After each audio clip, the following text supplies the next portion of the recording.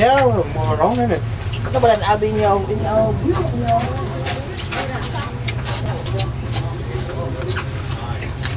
we come with him? No, what's going to try? Yeah, look. Hey! Hey! Benji!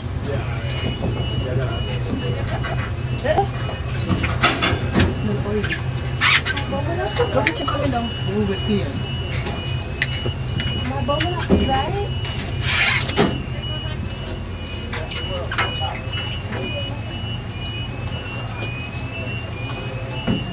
Oh, sorry.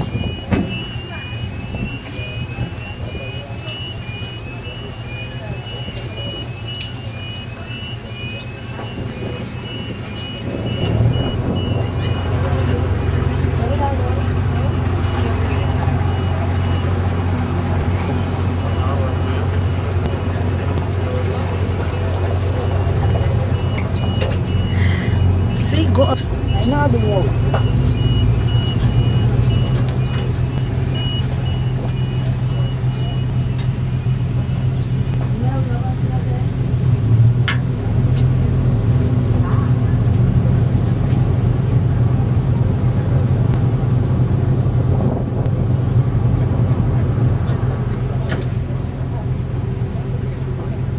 Hello ladies and gentlemen, welcome on board the Royal Scot, a custom-built passenger vessel with the following safety features.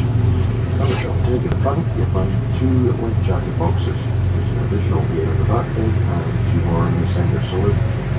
During instructions for these life jackets are clearly displayed in the left-hand window of the wheelhouse on the top deck and also on the bar unit, the display unit for the bar deck. Life rafts on board the vessel are located on the top deck. Please be needed by the crew.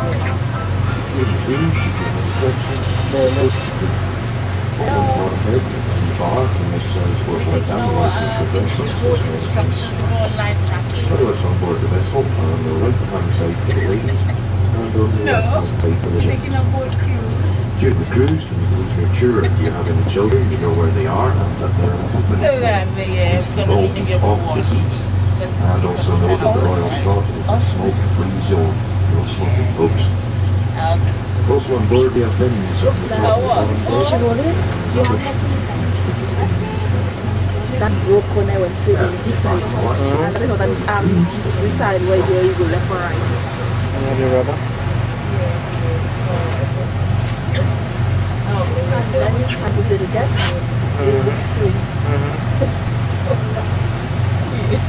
Yeah. That's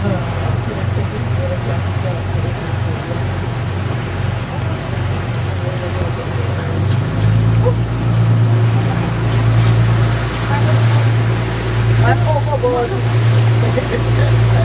Well, it looks as our first license is called the Stainless Lock.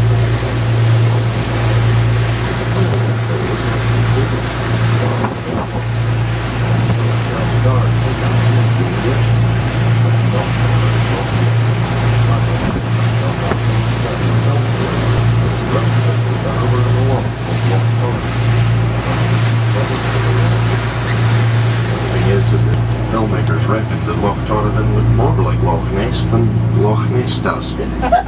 Try working that one out. You know, that's just cheeky. Now off to the right hand side of the boat here behind us, folks, you've got Fort Augusta Sabi. This beautiful building was originally a Hanoverian fort that was built in this area between 1726 and 1743, and it housed a military garrison that was put into this area to try and calm down the local Highlanders. Highlanders themselves kept the garrison busy here right the way through until 1854, at which time this building was given by Farmart or London to the English Benedictine monks. Now they built the monastery you see standing there today by 1876, and it was also added to with a private boys' school in 1880. The boys' school flourished right the way through until 1990 and further. It was then made into a visitor centre.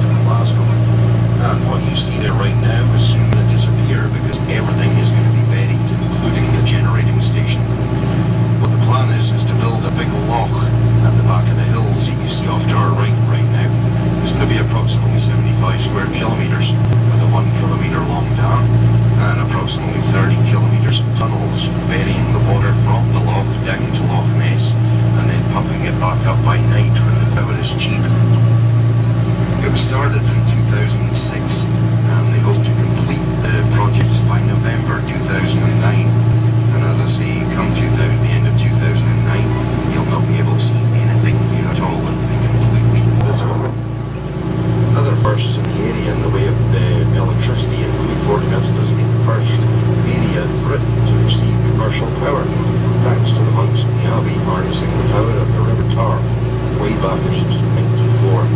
They supplied Station Road in Fort Augustus with commercial power, and that made Fort Augustus the first.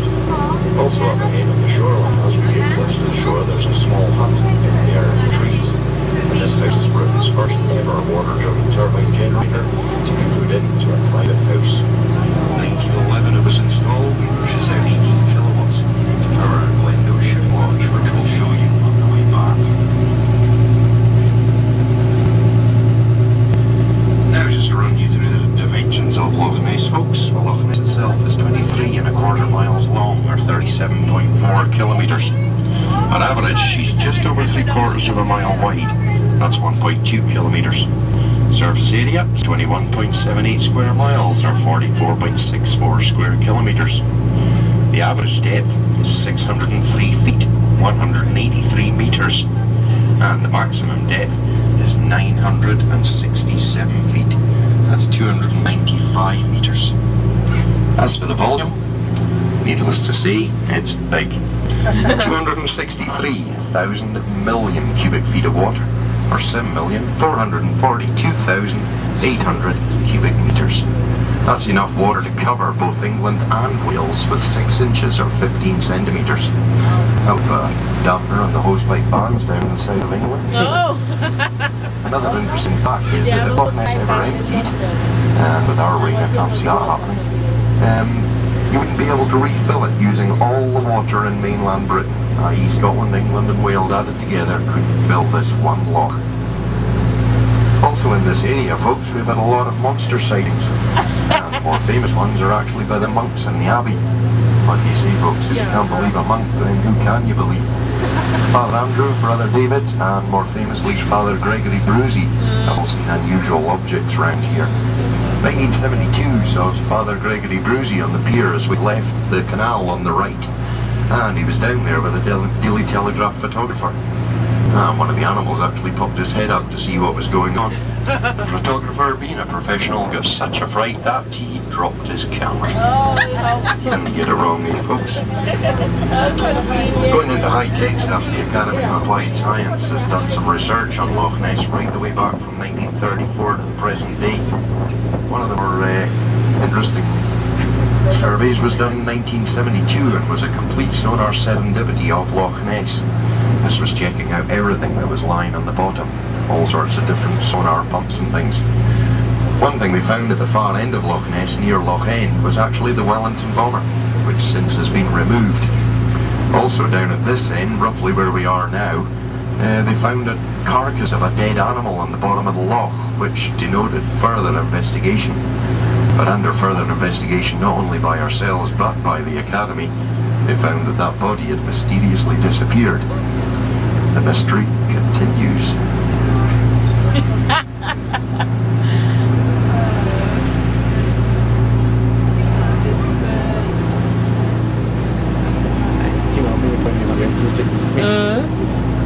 Oh, but it wasn't cozy enough. They had already planned to go there, obviously. Oh, right.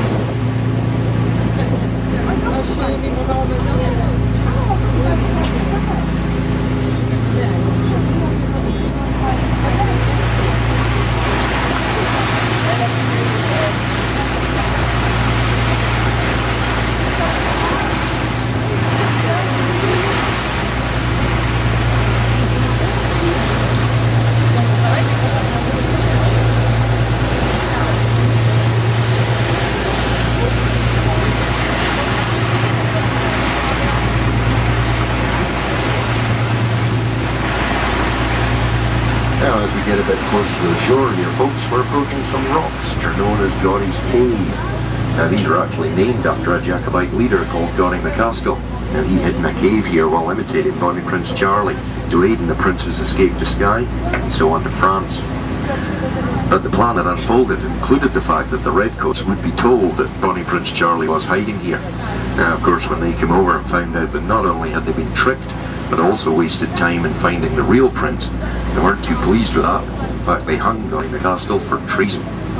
The cave nowadays is actually underwater, folks. When they built the Caledonian Canal, they raised Loch Ness's level by 9 feet or 2.8 metres, and that sunk the cave beyond sight. Now folks, for those of you on board who would like to see how our sonar system works, well, if you're on the top deck, head downstairs to where the bar is. And forward of that, on the ceiling, you'll find 2 LCD screens. These display both 2- and 3-dimensional sonars that we have on board. Also, don't forget the cameras. We can actually organise some rather tricky photographs for you down at the bottom deck. See you there shortly. Go ahead and see if you want to.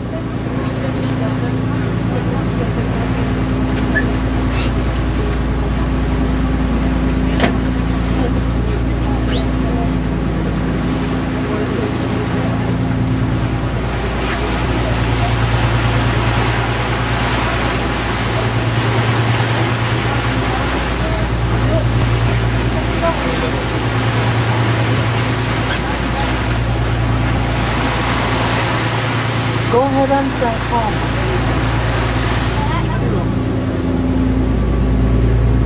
What do you want me to do now? He's taking his feet to steer the boat, so at least you can at least use your hands. No, sure. What you that? Sulfur. I don't know. I don't know.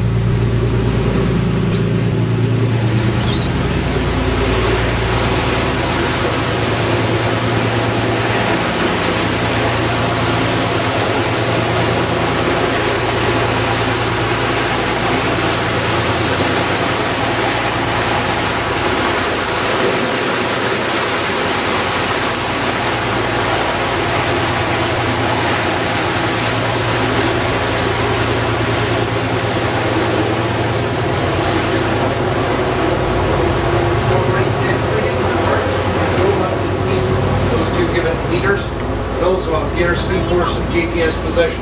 Quite simply, we're Scottish, we got a bar, so there's your reassurance. This one's a bit more complex. You get live action on here. The water zone here, so the fish can swim. Below that, this is a profile view of the bottom that we've travelled over to where we are now, plus what's under the bottom. Depth reading is in meters, the boat's there, top right. So we read down to the white line, and everything to the left of that is behind us up to about 6 minutes ago. Okay?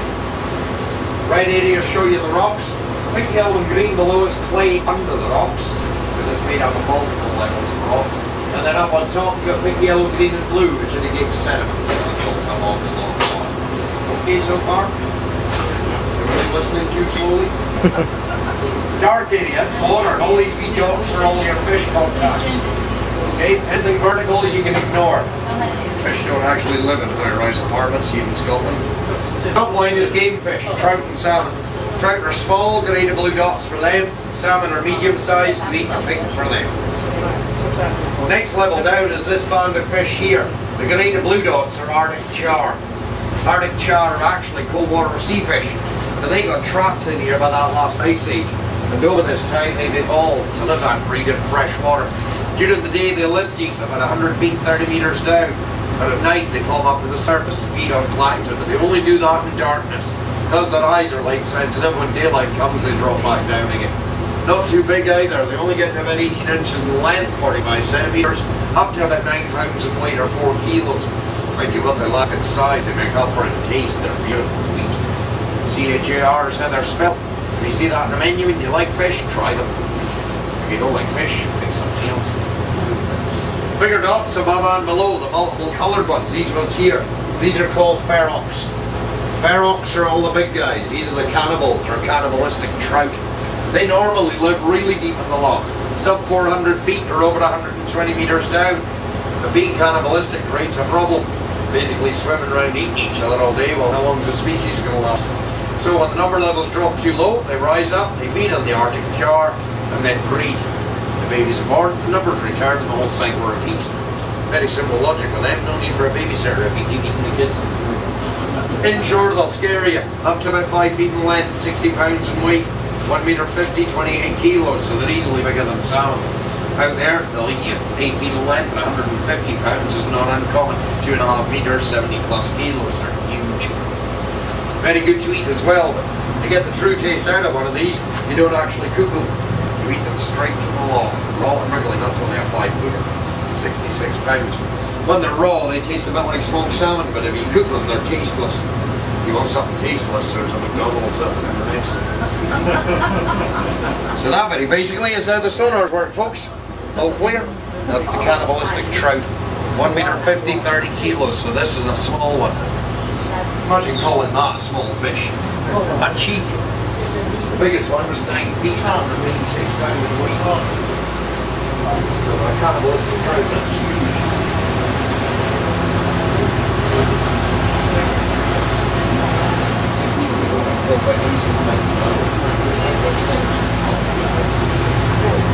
Your scent is the biggest scent in the water, they hunt by scent. You don't want to get swimming in? Not in darkness. In the daylight they're not too bad because they won't bother you, they're too deep down. But in darkness, if they're up on feeding on the char and the char are up on the surface, they're coming after you. There was a young lassie about PG, her sister here over there 3 months ago, paddling in the water. And one of them came in and took 2 chunks out of her calf muscle. They managed to repair it, but it was quite a scary attack. You know, that's a ferox. So, dangerous things. So, who's got cameras? Who wants to photograph the monster? Well, we're divorced. I don't know where she stays next. But there is a backup. In fact, right above that young gentleman there on the window, you got a single sticker. The window behind, 3 more. Directly opposite, you got another one on this window, and then right at the back, you get dropped in this. He's swimming the wrong way. All you do is get the cameras out, line up the stickers on the water surface, aim through the window, and click. Make sure you don't get them in the trees or not the whites of their fencing. But if you do them on video,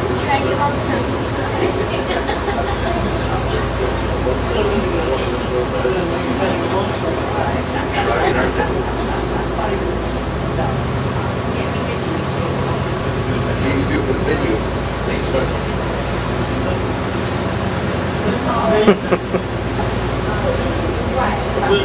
Good, yeah? Just stop it. Yeah, go ahead. That's all right. That's good. Good camera there. There's a video one. See that? Yeah, that's good. That's good. Like old Scotsman, simple but very effective. Now approaching us from right outside here, folks, we have the large rockfall known as the Horseshoe Stream. Now this, according to local legend, was formed by one of the monsters trying to get out of Loch Ness. This here on the steeper side because, well, he didn't make his escape, he slid back in. Now this story was told to a guy called Steve Blackwell back in 1985 when he came up here with a huge cage to try and catch one of the monsters. The funny thing was that he believed the story and dropped the cage into the wee bay that we're passing on the right hand side right now. He baited the cage with a bit of native salmon, good idea, with a bottle of vodka for a Scottish monster. Not such a good idea. The cage itself was in the loch for 12 weeks and lifted it twice a week to see what was in it. Every time we lifted the cage, the native salmon had vanished. However, that bottle of vodka remained intact right through to the end of the programme. And at the end, it was beautifully chilled.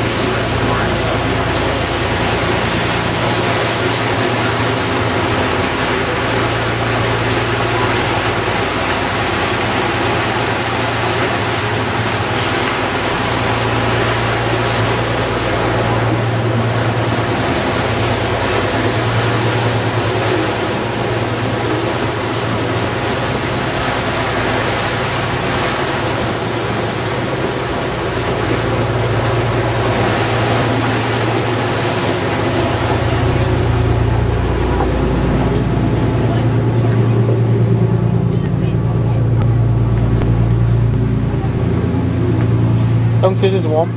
Yeah, it's smelly. It's closed. Smelly. It's a boat, mommy. It's a boat. Nice and warm, though. It's pretty comfortable. Look at the monster was trying to get out.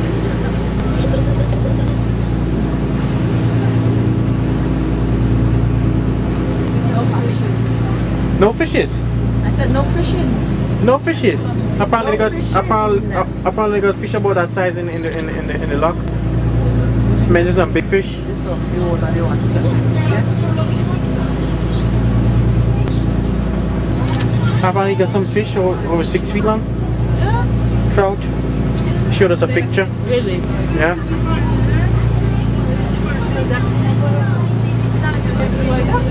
Pass on, says I didn't pass. It's comfortable. Yeah, well, up to you.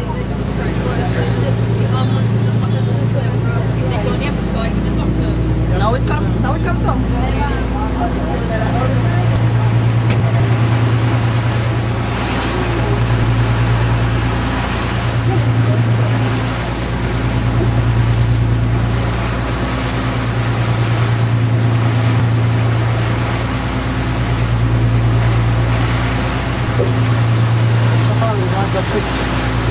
Good big size of the picture.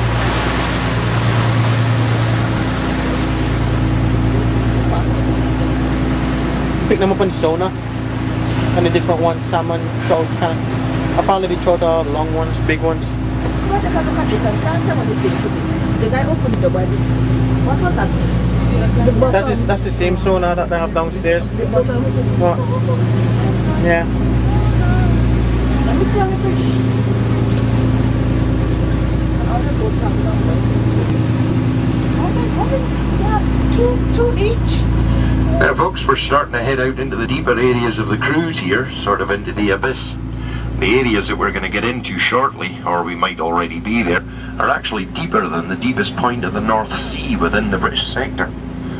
Also out here, they put unusual rafts out here with all sorts of sonar and listening equipment to see if they can track down our famous animals. Some very unusual reports have been taken on board the raft.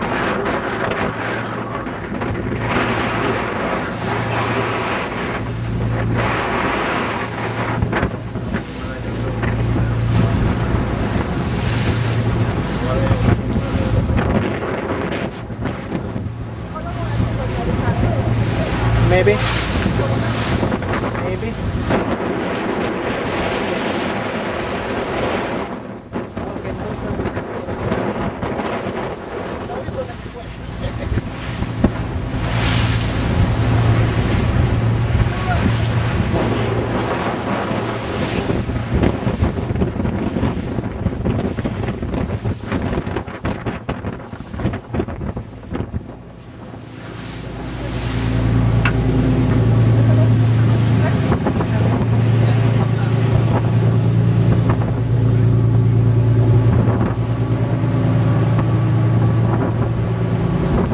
We're heading into the wind.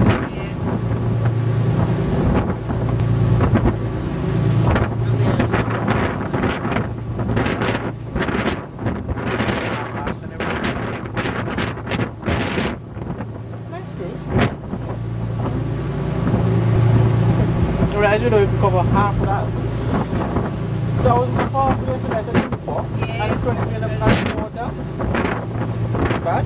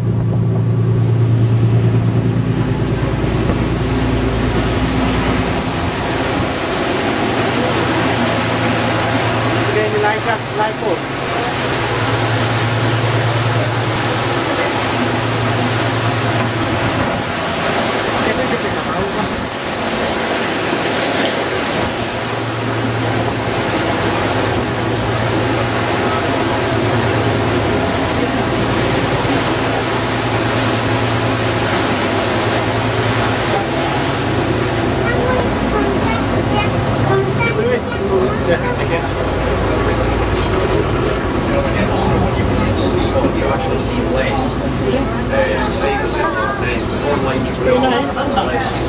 Oh, this one. This one.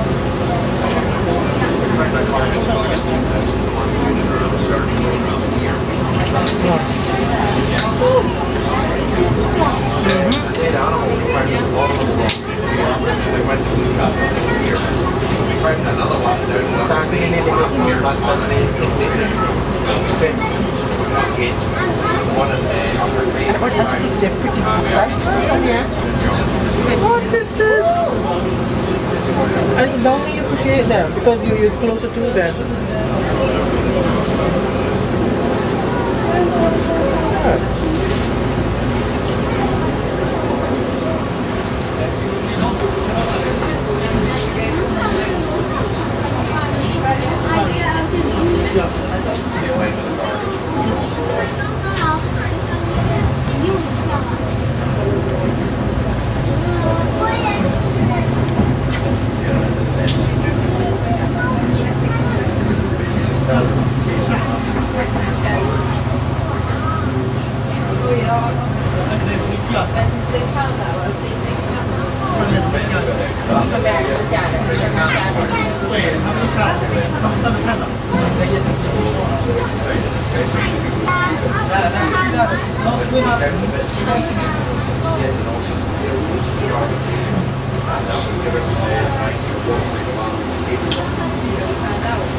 Basically, it's a plesiosaur.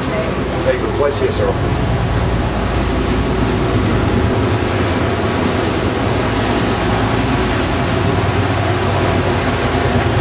Get a good shot from there.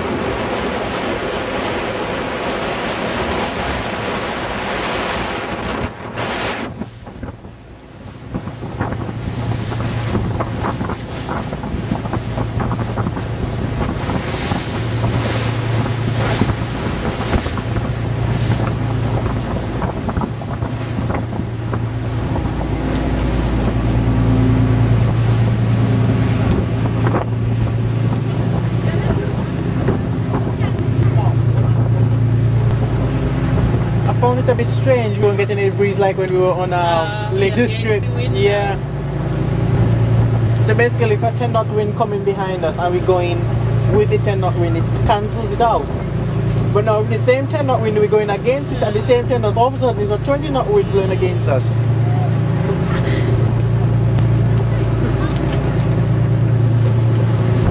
Always getting you an explanation.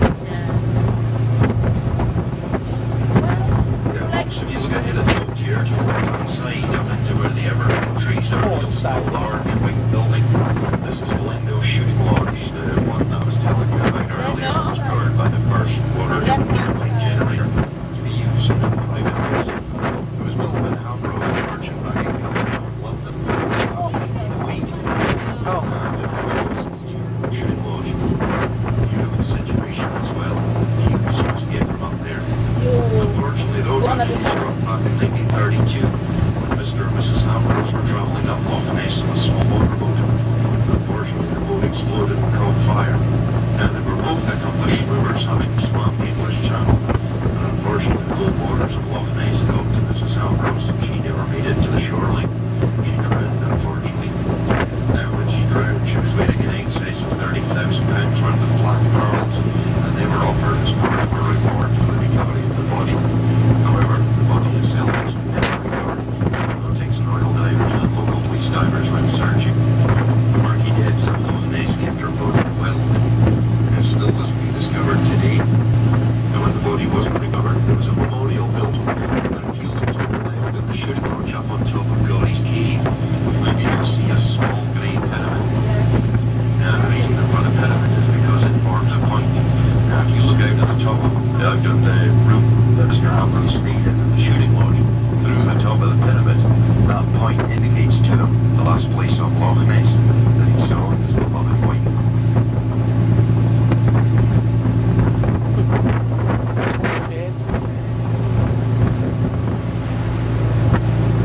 It does have a character of its own, like the size it does. Can you imagine in a gale the size of wheat?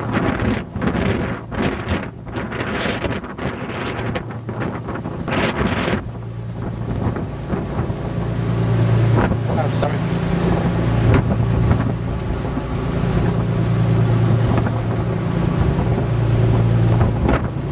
Well, we looked at yesterday's weather, but not bad either. It's nice and warm for the exhaust. 37,000 pounds. Wow, that's a lot of weight. And like, no, as a one, like, No, when you go to the, that's the funny thing, when you go to the butchers and you ask me for 2 pounds of ribs or whatever, he asks in money or in weight. It's easily confused.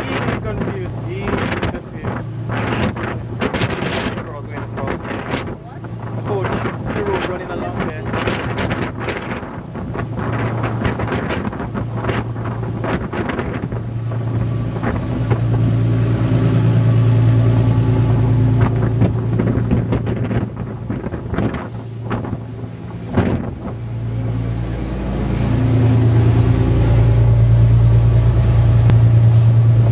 Which knots is he traveling?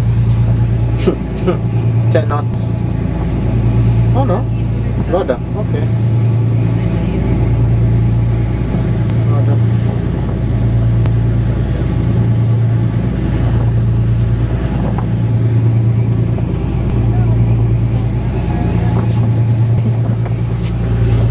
You have a seatbelt, you know? A proper one too?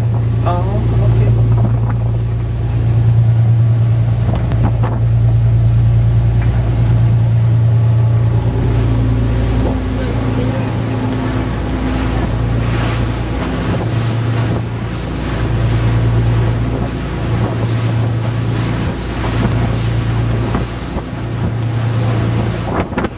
Much bigger than I thought. They're proper sea waves in a fairly ordinary calm season. Yeah, they're proper sea waves. Yeah, the wind.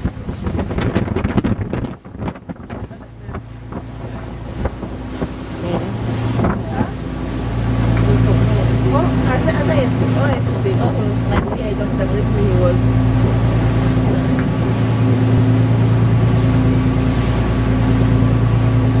It's cold, down here is comfortable. Much more comfortable, nice and warm too. Sounds cool. Summer region. What can I see? Is it the somebody power region? Yeah. Tell him to go down to the water. Ah. They're good at jumping.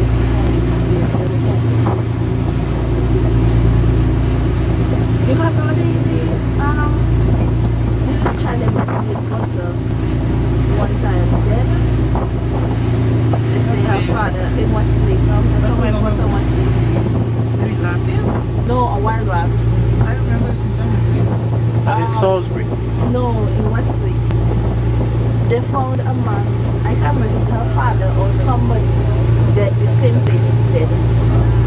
The man was ready to leave the jail.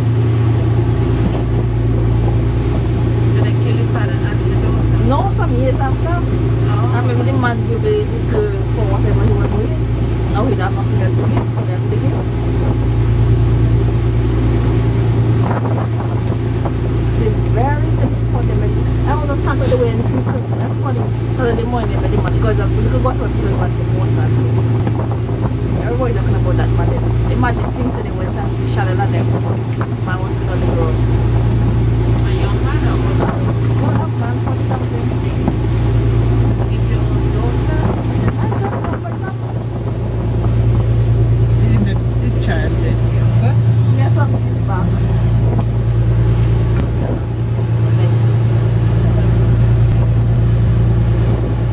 Not too long when so now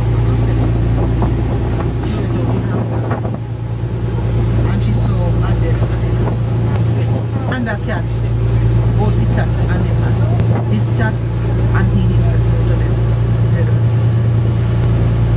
It's a poison. What do you? No, you probably not. Yeah. You know, there's no way. You know, the only man that is French Union, the road is fast and I go up from there. What can you do? No, there's a road over by that over there. Yes. Yeah, over there.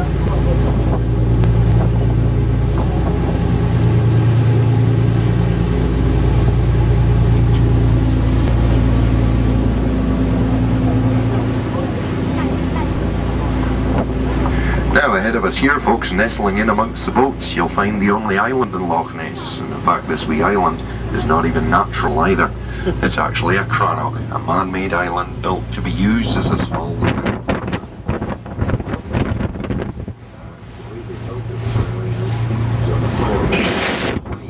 Then they built it up with stones, using tree stumps to hold the stones in position. They also cleverly built a small causeway running across to the shoreline. That way they could get back and forth without getting their kilts wet. They want to sleep rough on a frosty night outdoors in Scotland with a wet kilt. Brings tears to the eyes thinking about that one. The actual island itself was investigated by one of the monks in the abbey back in 1908, and he actually inadvertently became the pioneer of ocean archaeology, the very first person to dive and check something underwater. Also ahead here you'll find the old railway pier. The railway itself joined on to the Fort William Glasgow line down at Spean Bridge, and it ran up as far as this pier. It opened in 1883, but never made a profit in one day of running, right the way through until 1946, at which point the track was closed and it was lifted and sold for scrap. This actually became the only railway in British history to have been shut down by a canal.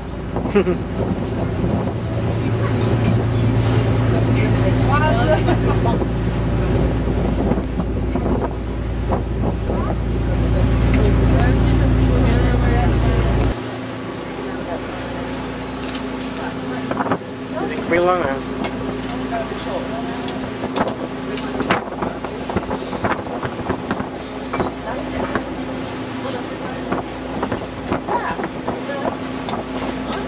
This little one here.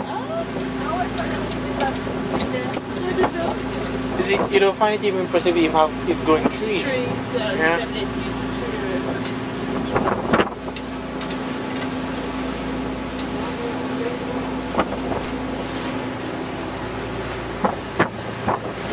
Falling up boat. I have to go front. It's cold up here.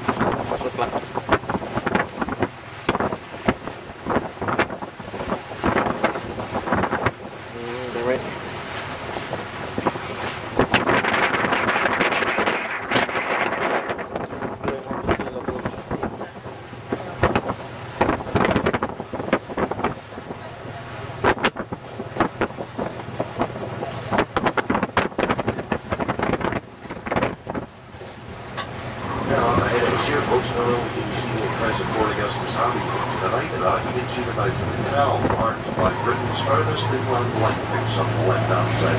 That wee light shows a green light by night to guide the boats and comes right after dark.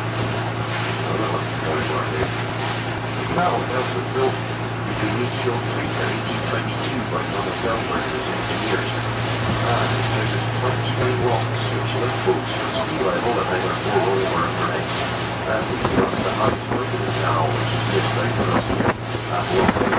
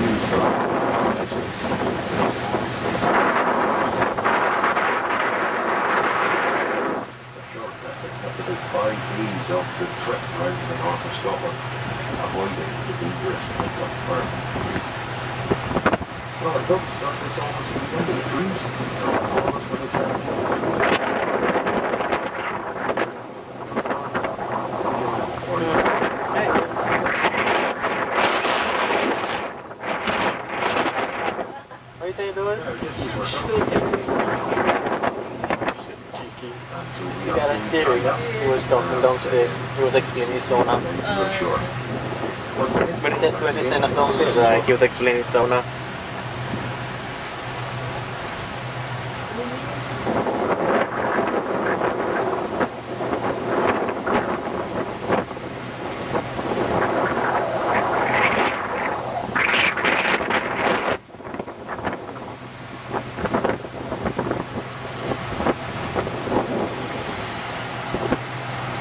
You see his 3 points right there?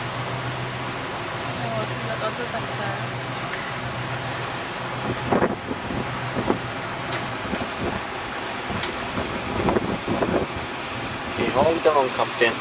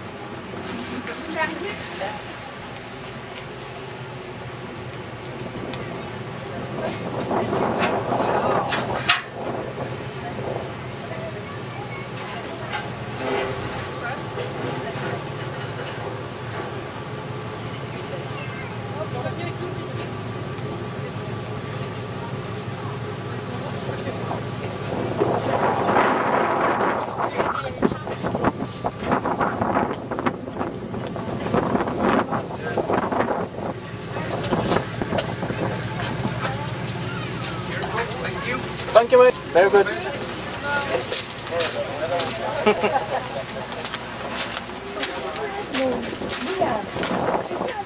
Yesterday, where we were going up on we should have rested here. Yep. For the 12 o'clock. Yep. There was a nice bright day. Yep. We missed the boat by all manner of means yesterday. Figuratively and literally. That's impressive. What do you want? I went to honestly don't know. There's not much plate in here. Not much space in here. Oh, right. I didn't. Everything there.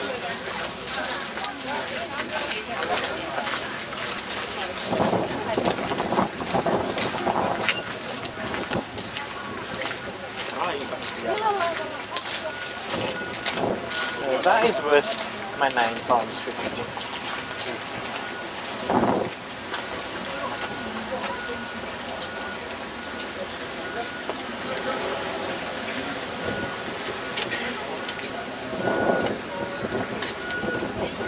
Oil Scott.